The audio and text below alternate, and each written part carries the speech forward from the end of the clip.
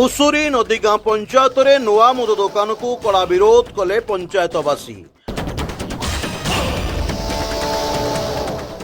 नुआ मद दुकान को विरोध करी भद्रक जिलापाल ऑफिस हुलस्थुल कले एवं चेतावनी मध्य देइछंती निष्पत्ति प्रत्याहार पई।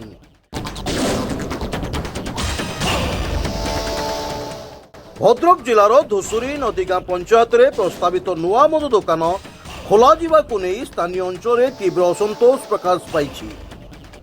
पंचायतवासी एकजुट होई एही प्रस्ताव को विरोध करने सह तुरंत यह बातिल करने प्रशासन निकट में दाबी करिसेंती। स्थानीय लोकों कहवा अनुसार ग्रामांचल में नुआ मद दुकान खोलिले सामाजिक परिवेश उपरे कुप्रभाव पड़िबो। विशेषकर युवपीढ़ी निशाग्रस्त हेबा सह पारिवारिक अशांति, आईन श्रृंखला समस्या और महिलांकर सुरक्षा प्रति विपद सृष्टि करिपारे। एही कारणरू सेमाने एही निष्पत्ति को कड़ा विरोध करुछंती।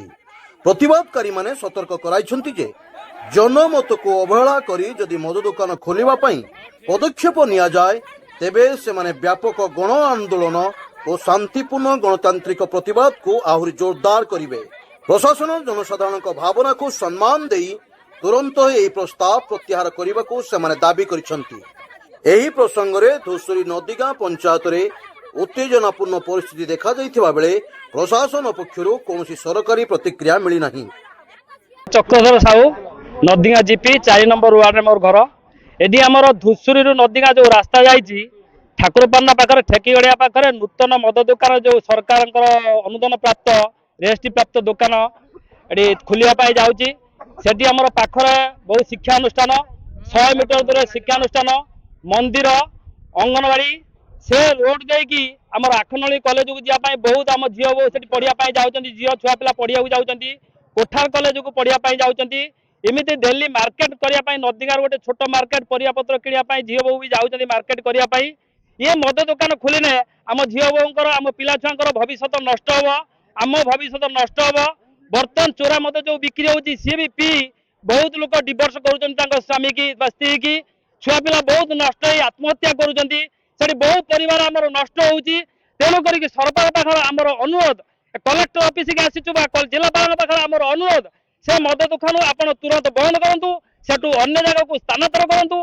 जदि स्थानांतर न करती आज 500 लोक आसछन्ती हजार हजार लोक से रास्ता अवरोध करी रास्ता खोली गात करी पेट्रोल पकई निआ जाली आज जादू आम आमर दाबी जदि पूर्ण न हुए आम छुआ पिला भविष्य नष्ट हम, आम जीवन नष्ट हम, आम घर भांगी से चूरमार हो प्रभावशाली लोक मैंने किसी भितर से सपोर्ट कर मोर विनम्र अनुरोध से मद दुकान को किमित स्थानांतर कर आम सहित सहयोग करूँ।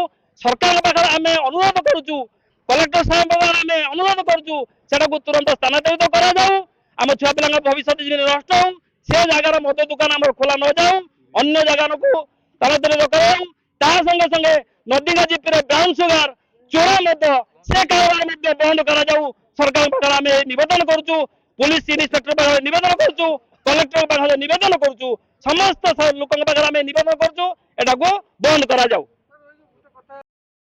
भद्रक जिला प्रतिनिधि अब्दुल फिरोज खान का रिपोर्ट, स्वतंत्र ओडिशा लाइव।